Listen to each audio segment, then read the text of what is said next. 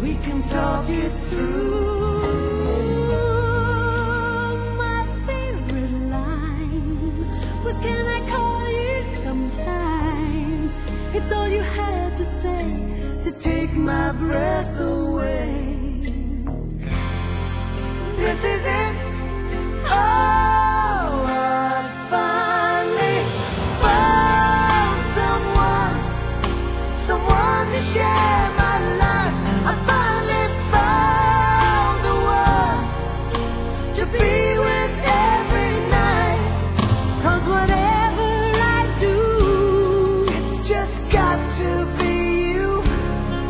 My life has just begun. I finally found someone. I finally found someone.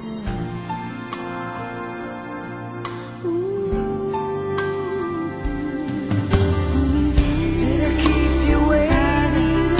I apologize. Baby, that's fine. I will wait forever just to know you were mine.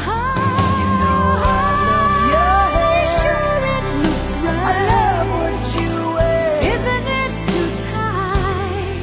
But you're exceptional. I can't wait for the rest of my life. This is it. Oh, I finally found someone to share my life. I finally found the one to be with every night. 'Cause whatever I do, it's just got to be you. Oh, yeah. My life has just begun. I finally found someone. And whatever I do, it's just got to be you. Ooh, my life has just begun.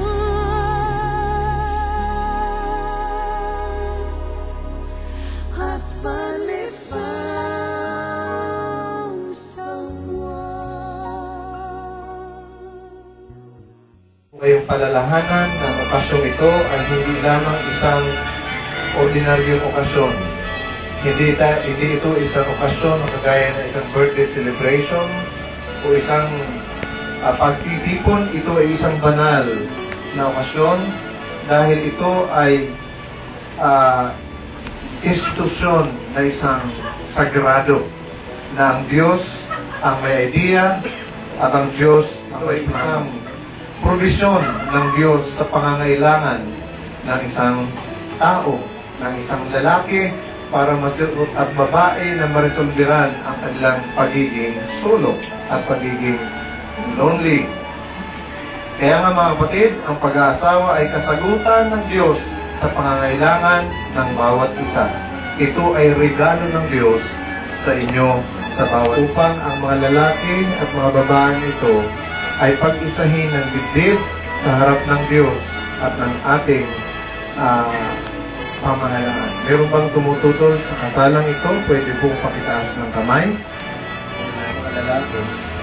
At sagutin niyo ako ng buong puso at katotohanan. Sa inyong harapan upang maging asawa, mamuhay na magkasama ayon sa itinakda ng banal na matrimonyo.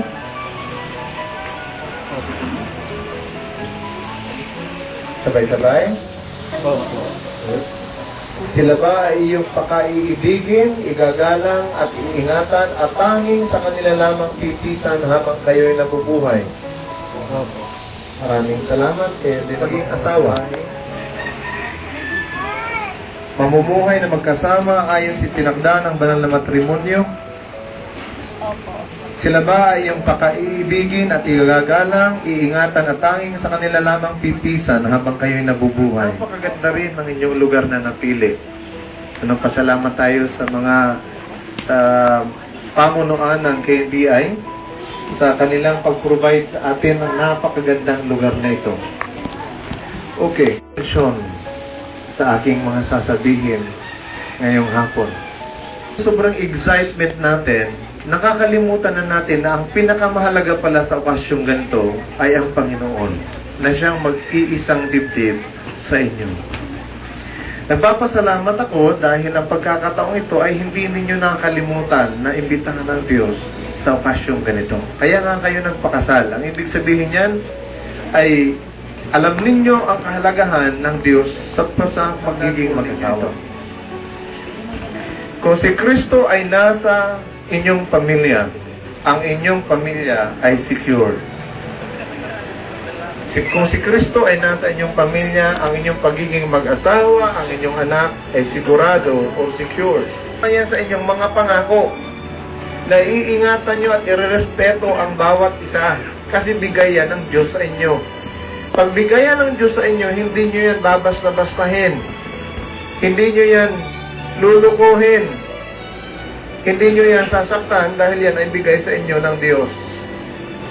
Pero, dahil sa inyo, nasa inyo si Kristo, ang pagiging mag-asawa niya ay nandiyan sa Salmo. Unless the Lord builds the house, the builders labor in vain. Hanggat hindi ang Diyos ang inyong sentro ng inyong pamilya, I tell you, lahat ng problema daranasin ninyo.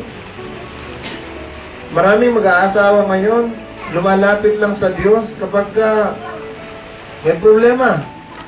Kapag sumasagana, hindi nga naiisipan manalangin. Nagsisimba lang once a year, pag birthday, pag Christmas. Pero pag may problema, tsaka na lumalapit sa Diyos, hindi ho ganyan ang plano ng Diyos sa inyo. Ang gusto ng Diyos, araw-araw kayong makaliig niya, araw-araw niya tayong makausap. Kung gusto ninyo maging maayos ang inyong pagiging mag-asawa, hayaan ninyo tayong kasabihan at alam ninyo ito, the family that prays together, it stays together. May ng babae. Gusto ko habang sinasabi niyo to, titingnan niyo ang mga mata ng inyong asawa. Kahirapan at kasaganaan, ikaw ay aking pakaiibigin. Mga babae, sa pangalan ng ating Panginoong Diyos, tinatanggap kita, darling, o ibigin, at tanging sa'yo lamang pipisan habang ako'y nabubuhay. Okay. Manatili kayong nakatayong ganyan at inaamin